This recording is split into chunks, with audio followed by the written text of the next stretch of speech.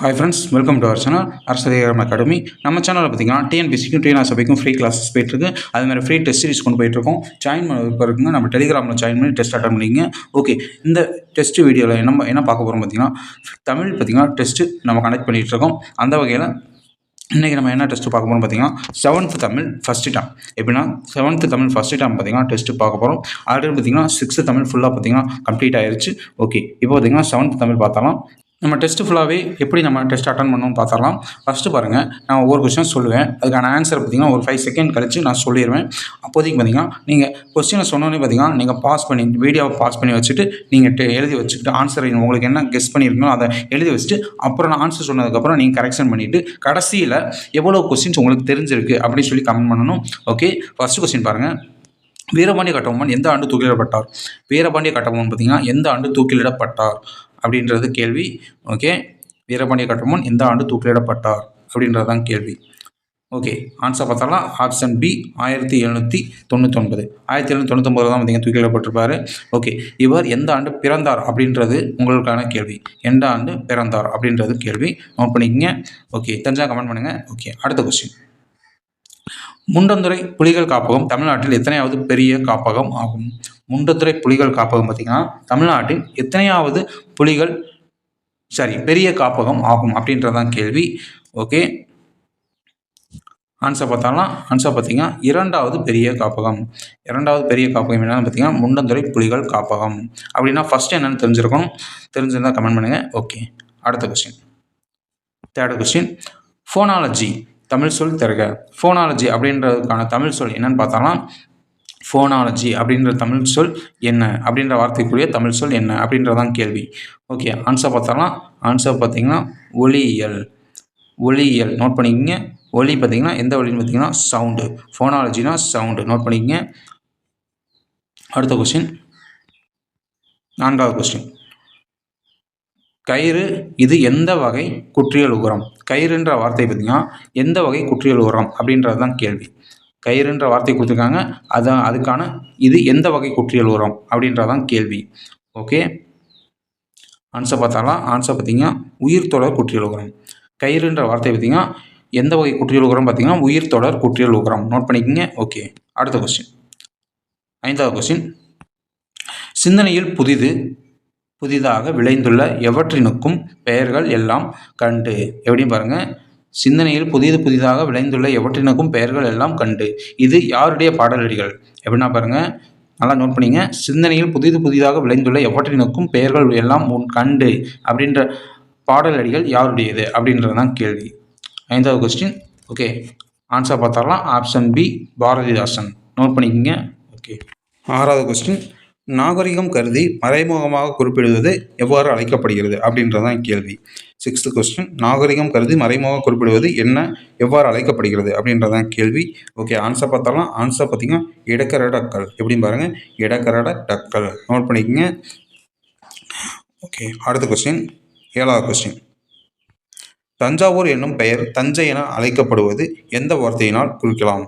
தஞ்சாவூரை பார்த்தீங்கன்னா தஞ்சைன்னு அழைக்கிறத பார்த்தீங்கன்னா எந்த வார்த்தையால் குறிக்கலாம் அப்படின்ற கேள்வி. ஓகே, ஆன்சர் பார்த்தாலாம். ஆன்சர் பார்த்தீங்கன்னா மருவூர்.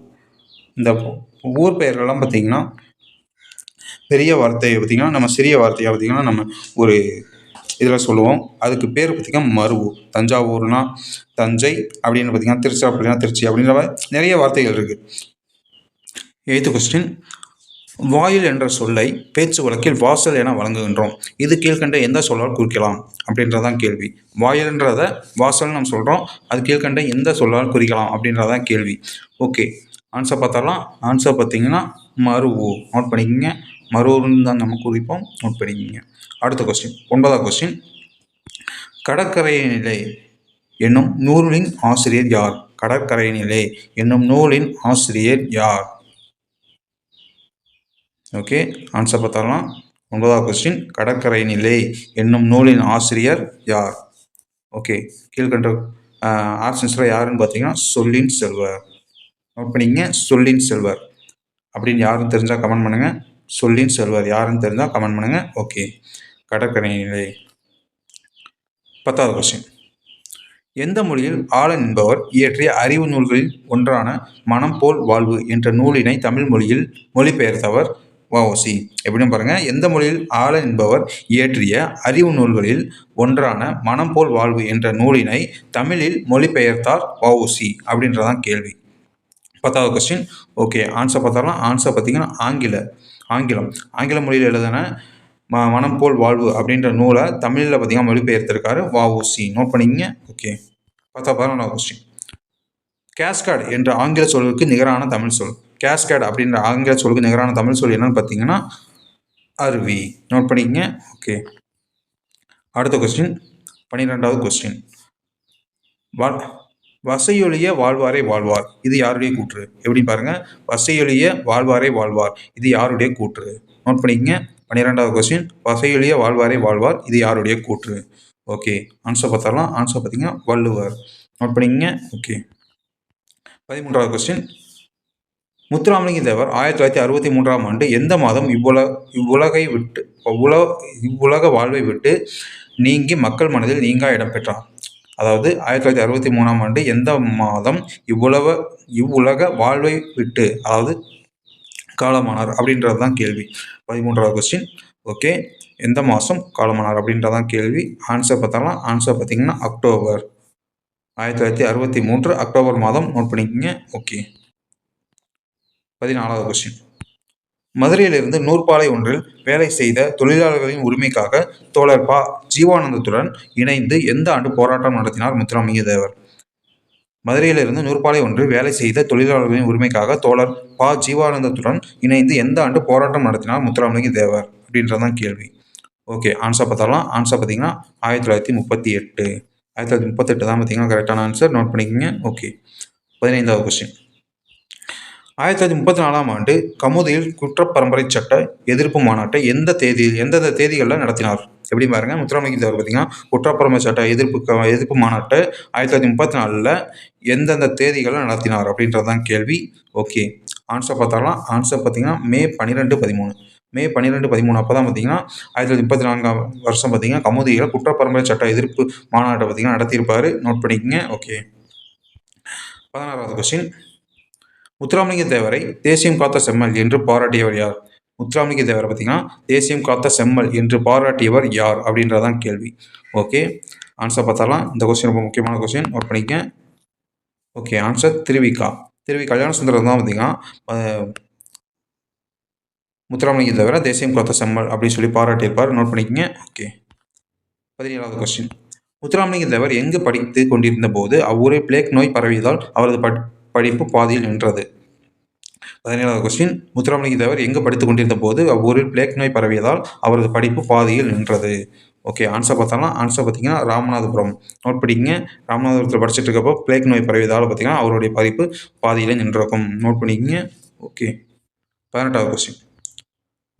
பாஞ்சை வளம் என்னும் நம் பாடப்பகுதி வானமாமலை அப்படின்னு பார்த்தீங்கன்னா வானமாமலை தொகுத்து வெளியிட்டுள்ள எந்த நூலில் இருந்து எடுக்கப்பட்டது? பாஞ்சை வளையம் அப்படின்ற பாடப்பகுதி பார்த்தீங்கன்னா வானமாமலை அப்படின்ற ஒரு தொகுத்து வெளியிட்டுள்ள எந்த நூலில் இருந்து எடுக்கப்பட்டது? நோட் பண்ணிக்கங்க.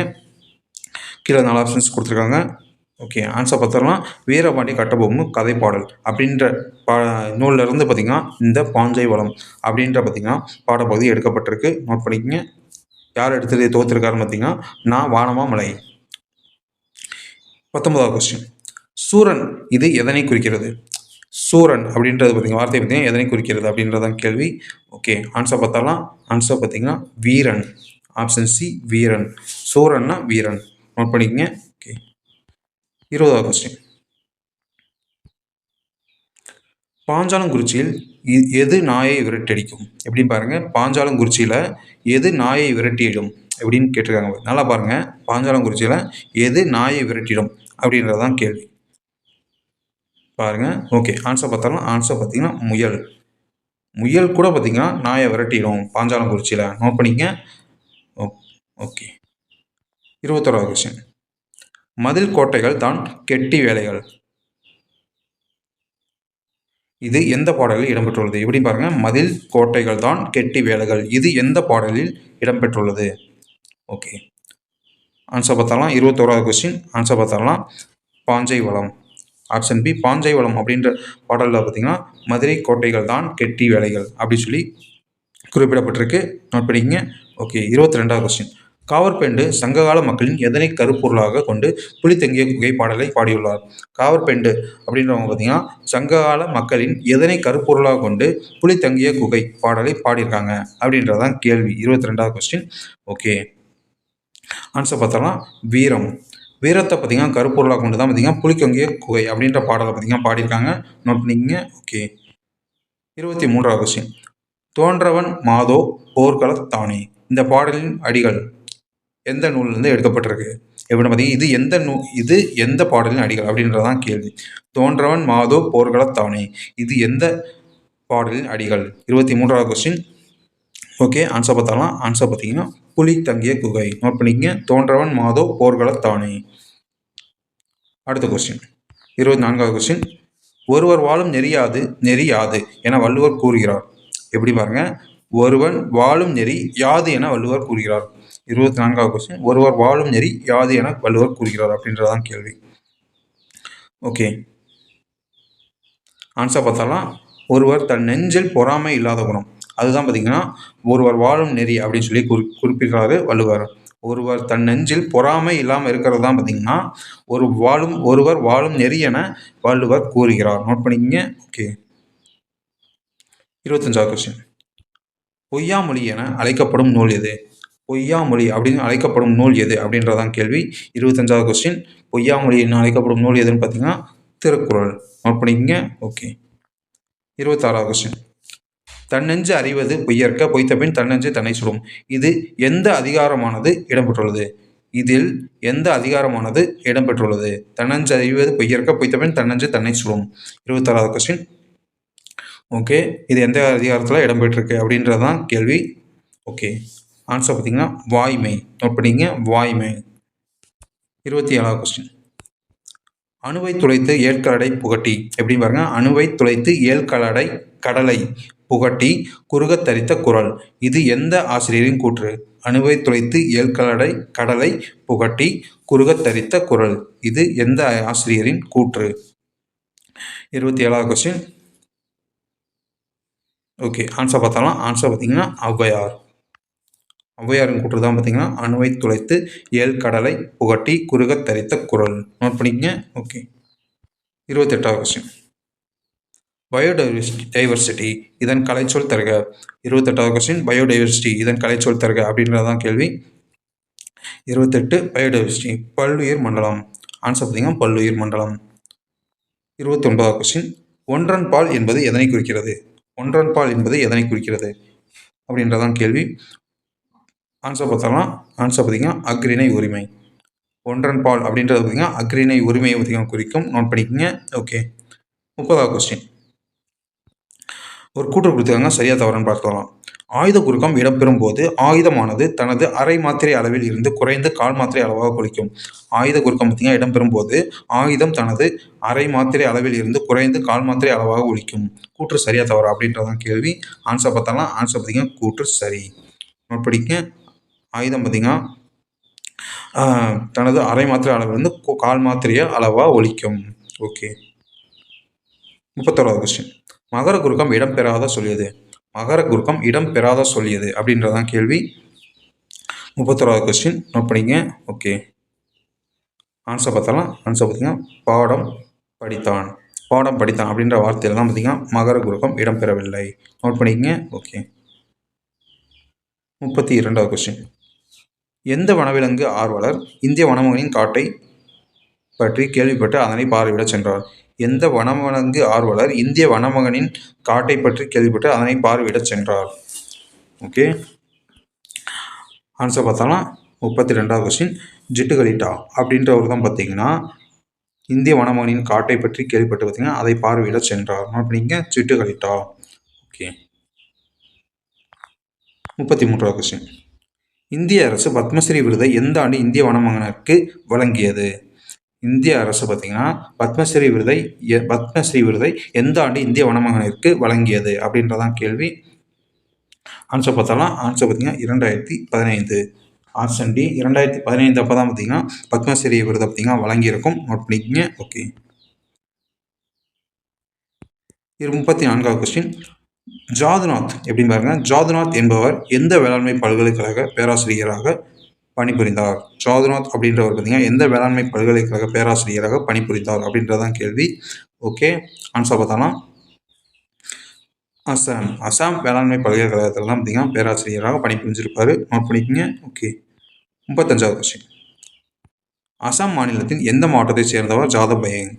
அசாம் மாநிலத்தின் எந்த மாவட்டத்தை சேர்ந்தவர் தான் ஜாதவ் பயங் அப்படின்றவர்? ஓகே, ஆன்சர் பார்த்தீங்கன்னா ஜோர்விராட். ஆப்ஷன் சி, ஜோர்விராட் மாவட்டத்தை சேர்ந்தவர் தான் பார்த்தீங்கன்னா ஜாதவ் பயங். நோட் பண்ணிக்கோங்க. ஓகே, 36வது கொஸ்டின், காட்டாறு என்னும் சொல்லை பிரித்தெழுத கிடைப்பது? காட்டாறு அப்படின்ற சொல்லை பார்த்தீங்கன்னா பிரித்து எழுத கிடைப்பது என்னன்னு பார்த்தாலாம். ஓகே, ஆன்சர் பார்த்தாலாம் காடு ப்ளஸ் ஆறு. காடு ப்ளஸ் ஆறு தான் பார்த்தீங்கன்னா காட்டாறு. நோட் பண்ணிங்க. 37வது கொஸ்டின், ஒரு கூற்று 2 கூற்று கொடுத்துருக்காங்க. அதில் எது சரின்னு பார்த்தாலாம்.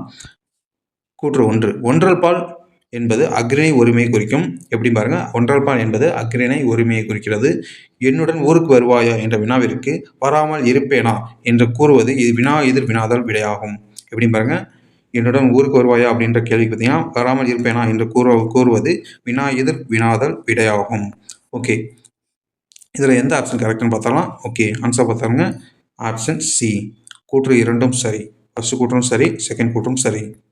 அடுத்த கொஸ்டின், 38வது கொஸ்டின், பண்புள்ள விலங்கு என குறிப்பிடப்படுவது எது? பண்புள்ள விலங்கு என குறிப்பிடப்படுவது எது அப்படின்றதான் கேள்வி. பண்புள்ள விலங்கு என குறிப்பிடப்படுவது எது அப்படின்றதான் கேள்வி. ஓகே, ஆன்சர் பார்த்தீங்கன்னா புலி. புலி தான் பார்த்தீங்கன்னா பண்புள்ள விலங்கு அப்படின்னு சொல்லி குறிப்பிடப்படுகிறது. நோட் பண்ணிக்கங்க. ஓகே, 39வது கொஸ்டின், ஒரு கூற்று கொடுத்துருக்காங்க, சரியா தவறான்னு பார்த்தாலாம். உயிர்மை எழுத்தில் தொடங்கும் சொல்லுக்கு முன் ஒரு என்னும் சொல்லை பயன்படுத்த வேண்டும். உயிர்மை எழுத்தின் தொடங்கும் சொல்லுக்கு முன்னாடி பார்த்தீங்கன்னா ஒரு என்னும் சொல்லை பயன்படுத்த வேண்டும். நோட் பண்ணிங்க. ஒரு அப்படின்ற சொல்லை பார்த்தீங்கன்னா பயன்படுத்தணும் அப்படின்ட்டு இருக்காங்க. ஓகே, ஆன்சர் பார்த்தாலும் ஆன்சர் பார்த்தீங்கன்னா கூற்று சரி. ஓகே, ஆன்சர் கூற்று சரி. 40வது கொஸ்டின், இந்தியாவின் எத்தனையாவது புலிகள் காப்பகம் களக்காடு முண்டந்துறை ஆகும்? இந்தியாவின் எத்தனையாவது புலிகள் காப்பகம் களக்காடு முண்டந்துறை காப்பகம் ஆகும்? ஓகே, 40வது கொஸ்டின், ஆன்சர் பார்த்தாலும் ஆப்ஷன் பி, 17வது புலிகள் காப்பகம். எப்படின்னு பாருங்க, இந்தியாவது எத்தனாவது புலிகள் காப்பகம் பார்த்தீங்கன்னா முண்டந்துறை காப்பகம் அப்படின்னு பார்த்தீங்கன்னா 17வது புலிகள் காப்பகம். நோட் பண்ணிக்கங்க. ஓகே, 41வது கொஸ்டின், ஒரு கூற்று கொடுத்துருக்காங்க, சரியான தவறான பார்த்தோம்னா, அன்பிலில் இன்பம் காண்போம் அறத்தினில் நேர்மை காண்போம். இந்த பாடலின் ஆசிரியர் முத்தரையனார். அன்பில் இன்பம் காண்போம் அறத்தினில் நேர்மை காண்போம், இது எந்த பாடலின் என்ற பாடலின் ஆசிரியர் முத்தரையனார் அப்படின்னு கொடுத்துருக்காங்க. கூற்று சரியா தவறான்னு பார்த்தோம்னா கூற்று பார்த்தீங்கன்னா சரி. நோட் பண்ணிக்கங்க. ஓகே, 42வது கொஸ்டின், கூட்டத்தில் கூடி நின்று கூவி பிதற்றல் இன்றி இந்த அடிகளின் ஆசிரியர். கூட்டத்தில் கூடி நின்று கூவி பிதற்றல் இன்றி இந்த பாடலின் இந்த அடிகளின் ஆசிரியர் யார் அப்படின்றதான் கேள்வி. ஓகே, ஆன்சர் பார்த்தாலும் ஆன்சர் பார்த்தீங்கன்னா பாரதியார். பாரதியார் தான் பார்த்தீங்கன்னா இந்த பாடலின் ஆசிரியர். 43வது கொஸ்டின், பச்சை மயில் நடிக்கும் பன்றி கிழங்கெடுக்கும் இந்த அடிகளின் ஆசிரியர் யார்? பச்சை மயில் பார்த்தீங்கன்னா நடிக்கும், பன்றி கிழங்கெடுக்கும் இந்த அடிகளின் ஆசிரியர் யார் அப்படின்றதான் கேள்வி. 43வது கொஸ்டின். ஓகே, ஆன்சர் பார்த்தாலும் ஆன்சர் பார்த்தீங்கன்னா சுரதா. பச்சை மயில் பார்த்தீங்கன்னா நடிக்குமா, அதே மாதிரி பார்த்தீங்கன்னா பன்றி கிழங்கெடுக்கும் அப்படின்ற அடிகளுடைய ஆசிரியர் யாரும் பார்த்தீங்கன்னா சுரதா. ஓகே, அடுத்த கொஸ்டின்,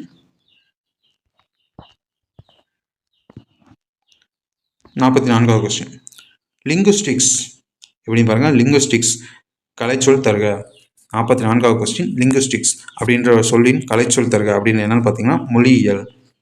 லிங்குஸ்டிக்ஸ் அப்படின்னா மொழியியல். நோட் பண்ணிக்கங்க. ஓகே, 45வது கொஸ்டின், ஒரு கூற்று 2 கூற்று கொடுத்துருக்காங்க, அது சரியா தவறான்னு பார்த்தலாம்.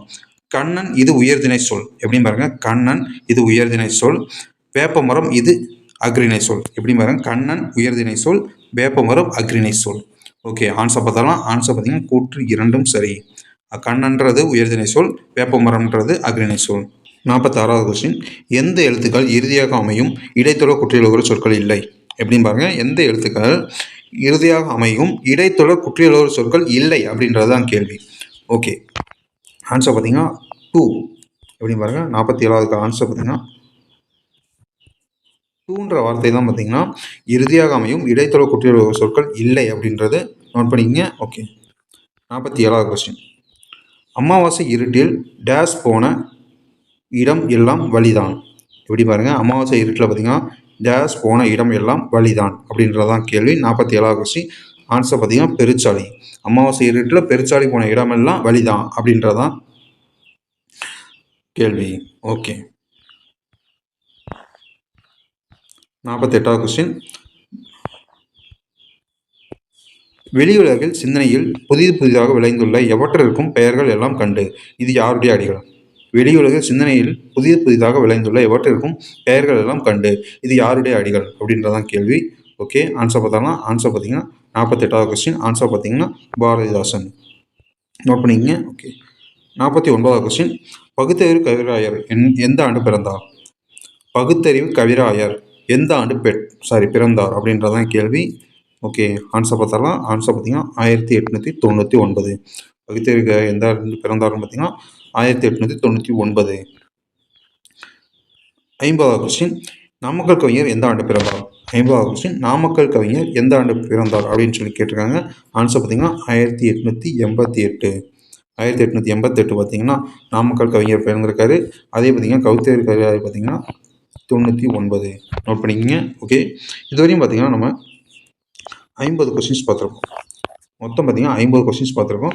50 கொஸ்டின்ஸ்க்கு நீங்கள் எவ்வளோ கொஸ்டின்ஸ் நீங்கள் கரெக்ட் அப்படின்னு சொல்லி கமெண்ட் பண்ணுங்கள். ஓகே ஃப்ரெண்ட்ஸ், எந்த டெஸ்ட்டையும் ஸ்கிப் பண்ணாமல் அட்டன் பண்ணுங்கள். ஓகே, இதுக்கு முன்னாடி பார்த்தீங்கன்னா 6th ஸ்டாண்டர்ட் பார்த்தீங்கன்னா ஃபுல்லாக பார்த்தீங்கன்னா கம்ப்ளீட் பண்ணிட்டோம். டெஸ்ட் எழுதாதவங்க அந்த டெஸ்ட்டை எழுதிட்டு இங்கே அந்த டெஸ்ட்டை அட்டன் பண்ணுங்கள். ஓகே ஃப்ரெண்ட்ஸ், இந்த வீடியோ பிடிச்சா லைக் பண்ணுங்கள். மறக்காம டிஎன்பிஎஸ்சி ப்ரிப்பேர் பண்ணுங்கள் ஃப்ரெண்ட்ஸுக்கு ஷேர் பண்ணுங்கள். Okay friends, thank you.